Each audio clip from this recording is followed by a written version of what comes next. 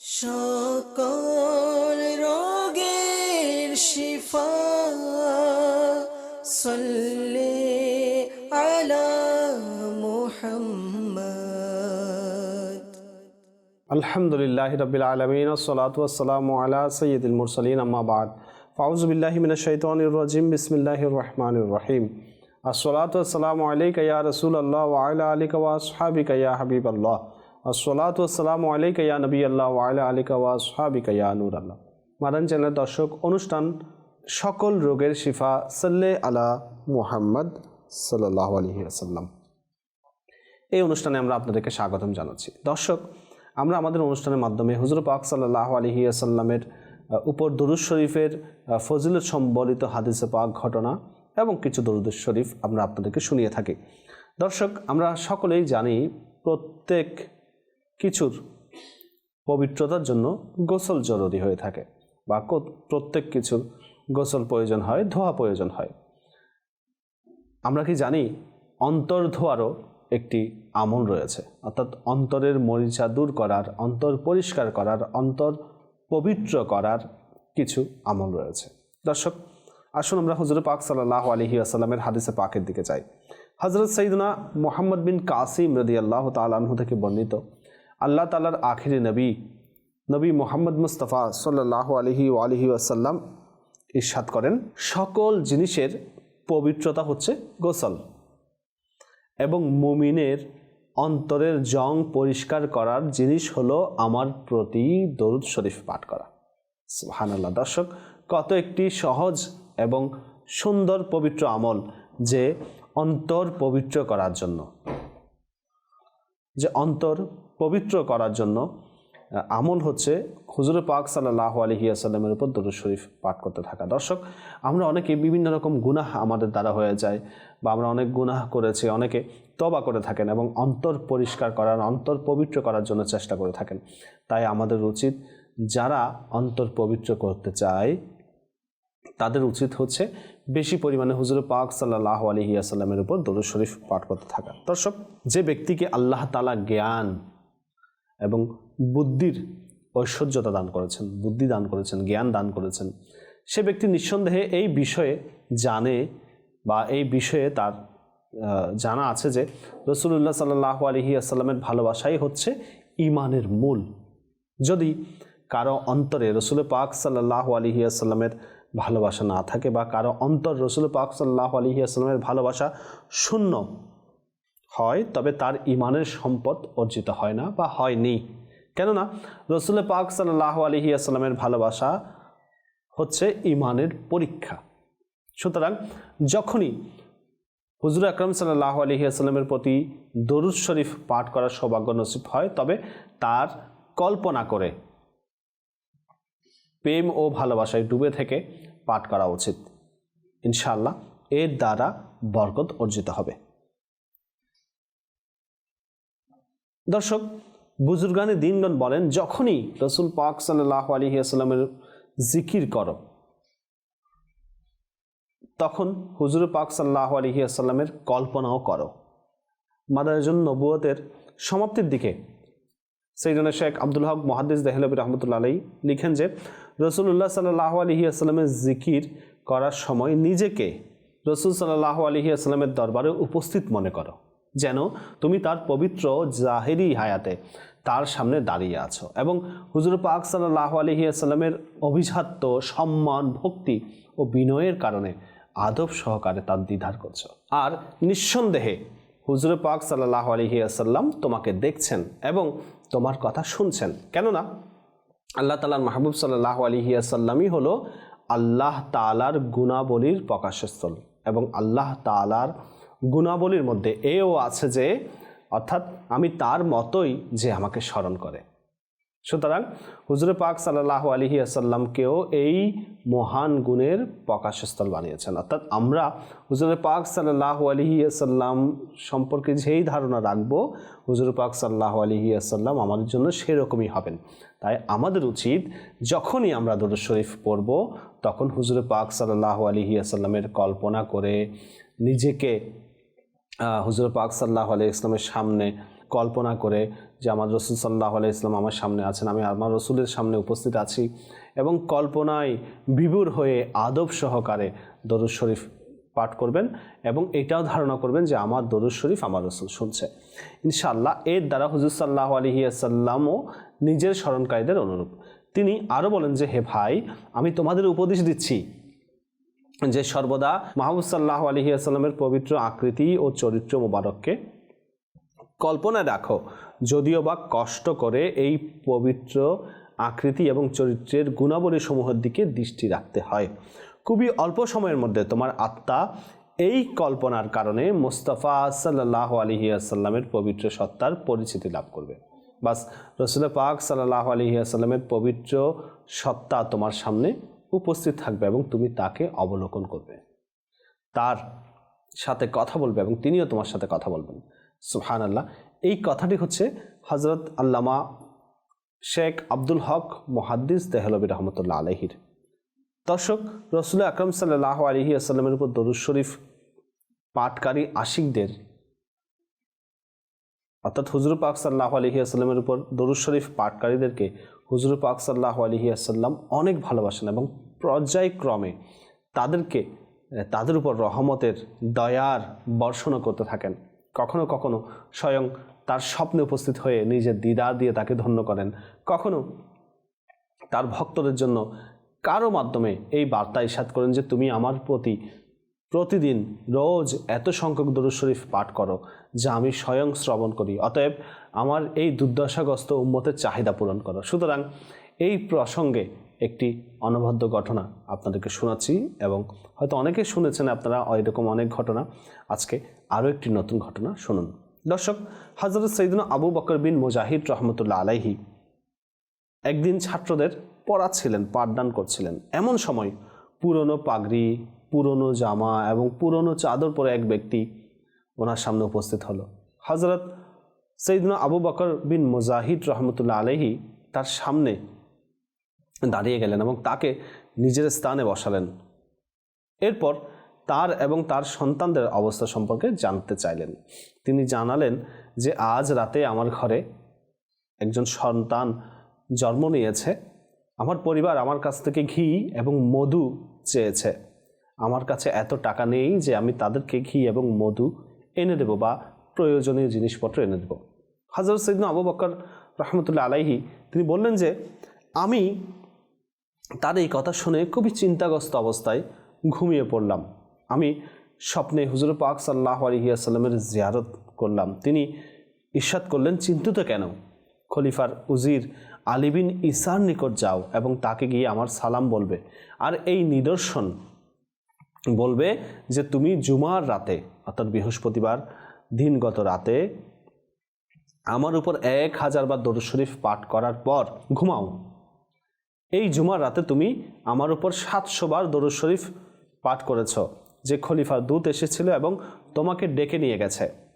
অতঃপর তুমি ফিরে এসে আমার প্রতি বাকি দরুদ শরীফগুলো পাঠ করে 1000 বার দরুদ শরীফ সম্পন্ন করেছিলে। তাকে বলবে যে 100 দিনার নবজাতকের পিতাকে দাও, যেন সে তার চাহিদা পূরণ করতে পারে। ঘুম থেকে জাগ্রত হওয়ার পর হযরত সাইয়্যিদুনা আবু বকর বিন মুজাহিদ রহমতুল্লাহ আলাইহি তাকে নিজের উজিরের নিকট পৌঁছালেন এবং তিনি উজিরকে বললেন যে ইনাকে তোমার নিকট রাসূলুল্লাহ সাল্লাল্লাহু আলাইহি ওয়াসাল্লাম পাঠিয়েছেন। সুবহানাল্লাহ। উজির দাঁড়িয়ে গেল এবং তাকে, অর্থাৎ আবু বকর রাদিয়াল্লাহু তাআলা আনহুকে নিজের জায়গায় বসালেন। সম্পূর্ণ ঘটনা জিজ্ঞাসা করলেন। তিনি উজিরকে পুরো ঘটনা বর্ণনা করলেন। উজির খুশি হলো এবং নিজের গোলামকে মালের থলে বের করার আদেশ করল। অতঃপর এ থেকে 100 দিনার বের করে নবজাতকের পিতাকে দিয়ে দিল। এরপর আরও 100 দিনার বের করে হযরত সাইয়্যিদুনা শেখ আবু বকর রহমতুল্লাহ তাআলা আলাইহিকে দেওয়ার জন্য চাইলেন, কিন্তু তিনি অস্বীকৃতি জানালেন। উজির বললেন, জনাব, এই সত্যি ঘটনার সুসংবাদ দেয়াতে আমি আমার পক্ষ থেকে আপনি এই জিনিসটি গ্রহণ করুন, এই উপহারটুকু গ্রহণ করুন। এই বিষয়টি আমি এবং আল্লাহ তাআলা ছাড়া আর কেউ জানে না, বা আমার এবং আল্লাহ তাআলার মধ্যে গোপন ছিল, এবং আপনি হচ্ছেন রাসূলুল্লাহ সাল্লাল্লাহু আলাইহি ওয়াসাল্লামের বার্তাবাহক। অতঃপর উজির আরও 100 দিনার বের করলো এবং তাকে বলল যে এই সুসংবাদের কারণে এটি গ্রহণ করুন। যে হুজুর সাল্লাল্লাহু আলাইহি ওয়াসাল্লাম আমার প্রতি জুমার রাতে দরুদ শরীফ পাঠ করা সম্পর্কে জ্ঞাত। অতঃপর সে আরও 100 দিনার বের করলো এবং বলল, এটা আপনার ওই ক্লান্তির জন্য যা আমার এখানে আসতে আপনাকে সহ্য করতে হয়েছে, বা আপনি আমার এখানে কষ্ট করে এসেছেন, তাই আমি আপনাকে দিচ্ছি। অতঃপর উজির সাহেব একের পর এক নবজাতকের পিতার জন্য 100 দিনার বের করতে থাকেন, এমনকি 1000 দিনার বের করে নিলেন। কিন্তু তিনি বললেন যে আমি শুধু তাই নেব যা রাসূলুল্লাহ সাল্লাল্লাহু আলাইহি ওয়াসাল্লাম ইরশাদ করেছেন। সুবহানাল্লাহ। দর্শক, আমাদের প্রিয় নবী সাল্লাল্লাহু আলাইহি ওয়াসাল্লাম নিজ গুনাহগার উম্মতের উপর কেমন মেহেরবান, কেমন মমতাবান, যে যদি তার কোনো উম্মত কোনো প্রকার বিপদে থাকে তবে তিনি তার উপকার করেন। আর আমাদেরও উম্মত হওয়ার হক আদায় করে হুজুর পাক সাল্লাল্লাহু আলাইহি ওয়াসাল্লামের পবিত্র সত্তার প্রতি দরুদ শরীফ পাঠ করাতে অবহেলা করা উচিত নয়, বরং অধিক থেকে অধিক পরিমাণে, বেশি থেকে বেশি পরিমাণে দরুদ শরীফ পাঠ করা উচিত। নয়তো শুধু দুনিয়াতে নয়, কিয়ামতের দিনও আমাদেরকে দুঃখ করতে হবে। দর্শক, হযরত আবু হুরায়রা রাদিয়াল্লাহু তাআলা আনহু থেকে একটি বর্ণিত হাদিসে পাক শোনাচ্ছি। হুজুর পাক সাল্লাল্লাহু আলাইহি ওয়াসাল্লাম ইরশাদ করেন, যে জাতি কোনো বৈঠকে বসলো আর না তারা আল্লাহ পাকের জিকির করলো, না নবী পাক সাল্লাল্লাহু আলাইহি ওয়াসাল্লামের প্রতি দরুদ শরীফ পাঠ করলো, তবে তারা কিয়ামতের দিন যখন তাদের প্রতিফল দেখবে তখন তাদের মধ্যে বিষণ্ণতা সৃষ্টি হয়ে যাবে, যদিও বা তারা জান্নাতে প্রবেশ করে নেয়। দর্শক, যে আমরা শুনেছি জান্নাতে প্রবেশ করার পরও যে আমরা যদি কোনো বৈঠকে বসার পর দরুদ শরীফ না পড়ি তাহলে আমাদেরকে বিষণ্ণ হতে হবে। দর্শক, কেমন বিষয়! তাই আমাদের উচিত যখনই আমরা কোনো বৈঠকে বসবো হুজুর পাক সাল্লাল্লাহু আলাইহি ওয়াসাল্লামের উপর দরুদ শরীফ পাঠ করব এবং আল্লাহ তাআলার জিকির করব। আরেকটি বর্ণনার মধ্যে, রিওয়ায়াতের মধ্যে আছে যে হুজুর সাল্লাল্লাহু আলাইহি ওয়াসাল্লামের নাম মুবারক শুনে দরুদ শরীফ পাঠ করে না এমন ব্যক্তিকে সবচেয়ে কৃপণ ব্যক্তি বলা হয়েছে। যেমন হুজুর পাক সাল্লাল্লাহু আলাইহি ওয়াসাল্লাম ইরশাদ করেন, যে ব্যক্তির নিকট আমার আলোচনা হলো আর সে আমার উপর দরুদ শরীফ পাঠ করলো না, তবে সে মানুষের মধ্যে সবচেয়ে কৃপণ ব্যক্তি।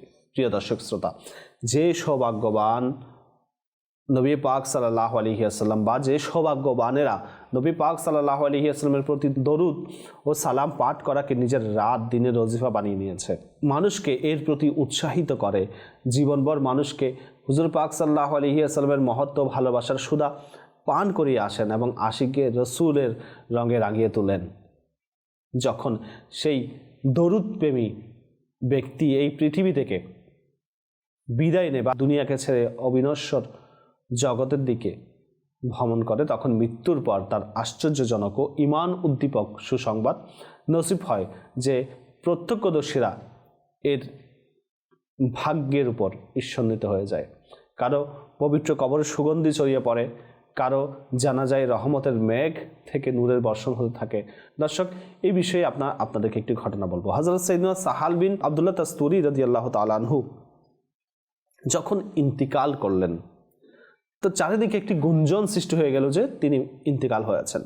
তার জানাজা মোবারকে অসংখ্য লোক অংশগ্রহণ করলো। সেই শহরে একজন ইহুদি বাস করত। সেই ইহুদি সে যখন শুনলো যে এই গুঞ্জন যখন আসলো যে আব্দুল্লাহ তুস্তারি রাহমাতুল্লাহ আলাইহি মারা গেছেন, তখন সেই ইহুদি তার জানাজা দেখার জন্য গেলেন।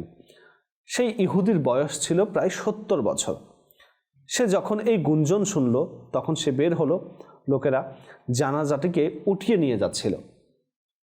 সে জানাজার জুলুস দেখে, এত সংখ্যক লোক দেখে চিৎকার দিয়ে বলে উঠলো, হে লোকেরা, যা আমি দেখছি তোমরাও কি তাই দেখছো? তো তখন লোকেরা জিজ্ঞাসা করলো, তুমি কি দেখছো? সে বলল যে আসমান থেকে ফিরিস্তারা অবতরণ হচ্ছে এবং তারা লাইন বা সারি তৈরি করছে এবং তারা জানাজার বরকত নিচ্ছে, এই দৃশ্য আমি দেখছি। তো এই দৃশ্য দেখার পর সেই ইহুদি মুসলমান হয়ে গেল। দর্শক দেখুন, যারা নেকির দাওয়াত প্রচার করে তারা তো জীবিত থাকতেও প্রচার করে, তাদের দ্বারা দিনের ফায়দা হয়, সাথে সাথে তারা যখন মৃত্যুবরণ করেন তাদের যে জৌলুস, তাদের এই রহমত বর্ষণের ঘটনাগুলো দেখেও অনেকে মুসলমান হয়, যেটা আমরা দেখেছি। দর্শক, হযরত সাইয়্যিদনা আব্দুল আজিজ দাব্বাক রাহমাতুল্লাহ আলাইহি বলেন যে এতে কোনো সন্দেহ নেই যে নবী পাক সাল্লাল্লাহু আলাইহি ওয়াসাল্লামের প্রতি দরুদ শরীফ পাঠ করা সকল আমল থেকে উত্তম আমল, এবং এটা ওই ফেরেশতাদের জিকির যারা জান্নাতের চারপাশে বা জান্নাতের আশেপাশে থাকেন এবং যখন তারা হুজুর পাক সাল্লাল্লাহু আলাইহি ওয়াসাল্লামের পবিত্র সত্তার প্রতি দরুদ শরীফ পাঠ করেন, তখন এর বরকতে জান্নাত প্রশস্ত হয়ে যায়, বড় হয়ে যায়। সুবহানাল্লাহ। দর্শক দেখুন, দরুদ শরীফের কী যে বরকত, কী যে রহমত, কী যে আল্লাহ তাআলার দয়া যে দরুদ শরীফ পাঠকারীর উপর।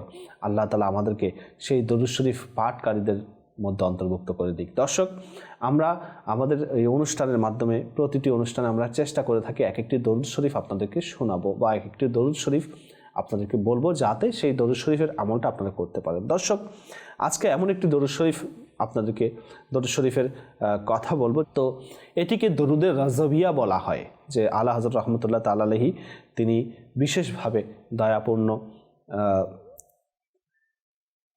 অনুরোধ জানিয়েছেন মুসলমানদেরকে, যাতে প্রত্যেক জুমার নামাজের পর মদিনা শরীফের দিকে মুখ করে দাঁড়িয়ে হাতকে বেঁধে যাতে এই দরুদ শরীফটা পড়া হয় কমপক্ষে 100 বার।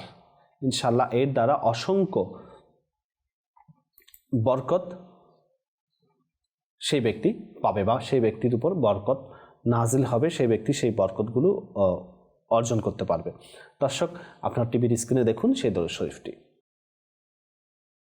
সাল্লাল্লাহু আলান নবিয়্যিল উম্মি ওয়া আলিহি সাল্লাল্লাহু আলাইহি ওয়াসাল্লাম সালাতাও ওয়া সালামান আলাইকা ইয়া রাসূলুল্লাহ। দর্শক, আমাদের উচিত যে আমরা অহেতুক আলোচনায় ব্যস্ত না হয়ে নিজের সম্পূর্ণ সময়কে হুজুরপুর নূর সাল্লাল্লাহু আলাইহি ওয়াসাল্লামের প্রতি দরুদ শরীফ বা দরুদ ও সালামে আমরা সেই সময়টুকুকে ব্যস্ত রাখি। আমাদের পূর্ববর্তী বুজুর্গদের রীতিনীতিও এমন ছিল যে তারা এই মহান কাজের জন্য কিছু না কিছু সময় নির্দিষ্ট করে নিতেন। অতঃপর তারা সফর হোক বা যেখানে যখন যে স্থানে যেতেন, যতই কষ্ট হোক না কেন, যতই ব্যস্ততা থাক না কেন, তারা এই আমলগুলো অব্যাহত রাখতেন। যেমন সদরুস শরিয়া বদরুত তরিকা মুফতি আমজাদ আলী আজমি রহমতুল্লাহ তাআলা আলাইহি, ওনার এমন অভ্যাস ছিল যে ফজরের নামাজের পর তিনি এক পারা কোরআন শরীফ তেলাওয়াত করতেন এবং এক অধ্যায় দালাইলুল খায়রাত শরীফ পাঠ করতেন। এতে তিনি কখনো ব্যতিক্রম করতেন না। এমনকি তিনি জুমার নামাজের পর কোনো ব্যতিক্রম ছাড়া যে দরুদে রজবিয়ার কথা আমরা বলেছি, সেই দরুদে রজবিয়া তিনি 100 বার পাঠ করতেন।